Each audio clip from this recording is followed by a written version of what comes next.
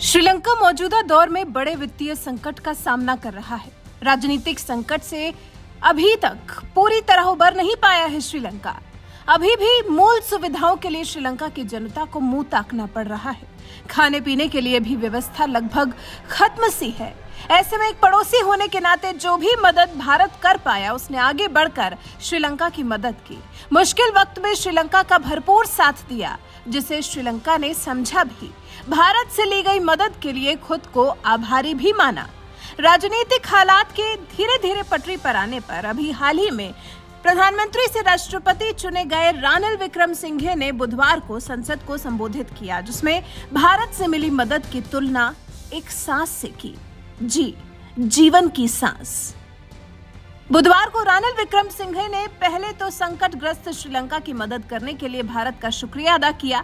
कहा, प्रधानमंत्री नरेंद्र मोदी के नेतृत्व में भारत ने गंभीर आर्थिक संकट से जूझ रहे देश को जीवन की सांस प्रदान की है। आगे विक्रमसिंघे ने कहा, मैं आर्थिक संकट से उबरने के हमारे प्रयासों के लिए हमारे निकटतम पड़ोसी देश भारत द्वारा मुहैया कराई गई मदद का विशेष रूप से जिक्र करना चाहता हूं। हमें जो मदद भारत से मिली वो बेमिसाल थी। भारत हमारा सबसे करीबी पड़ोसी है। ऐसे वक्त जबकि हम फिर अपने पैरों पर खड़े होने की कोशिश कर रहे हैं तो भारत साथ है। प्रधानमंत्री मोदी की लीडरशिप में भारत ने हमारी बहुत मदद की। मैं अपने और हमारे देश के लोगों की तरफ से प्रधानमंत्री नरेंद्र मोदी सरकार और भारत की जनता का आभार व्यक्त करता हूं। इस साल जनवरी से अब तक भारत सरकार श्रीलंका को करीब $4 अरब की मदद दे चुकी है, जिसमें फ्यूल, कैश रिजर्व और फूड आइटम्स शामिल हैं। एक अनुमान के मुताबिक श्रीलंका को अब भी $5 अरब की जरूरत है। इसके लिए 2 करोड़ 20 लाख की आबादी वाला देश अब धीरे धीरे आर्थिक रूप से पटरी पर लौट रहा है, जिसमें भारत का बहुत बड़ा हाथ है और भारत आगे भी इसी तरह से श्रीलंका की मदद के लिए तत्पर तैयार रहेगा। ऐसा भरोसा प्रधानमंत्री नरेंद्र मोदी ने रानिल विक्रमसिंघे को दिया। पिछले दिनों प्रधानमंत्री नरेंद्र मोदी ने पीएम से राष्ट्रपति चुने गए रानिल विक्रमसिंघे को बधाई दी थी। पीएम मोदी ने कहा था, भारत आर्थिक संकट से उबरने एवं स्थिरता के प्रयासों में श्रीलंका के लोगों की स्थापित लोकतांत्रिक माध्यमों से मदद करना जारी रखेगा। अभी हाल ही में 20 जुलाई को ही तो श्रीलंका के सांसदों ने पीएम रानिल विक्रमसिंघे को अगला राष्ट्रपति चुना। श्रीलंका की संसद में 44 साल में पहली बार अस्थिरता के बीच हुए त्रिकोणीय राष्ट्रपति चुनाव में रानिल विक्रमसिंघे को 134 सांसदों का समर्थन मिला था। वहीं उनके प्रतिद्वंदी दुल्लास अल्लापरुमा को 82 वोट ही मिले थे। रानिल अब नवंबर 2024 तक श्रीलंका के पूर्णकालिक राष्ट्रपति रहेंगे। आपको याद हो तो इसी साल मई महीने में ही रानिल विक्रमसिंघे को देश का प्रधानमंत्री चुना गया था। तब तक सरकार के खिलाफ देश में विरोध प्रदर्शन शुरू हो चुका था।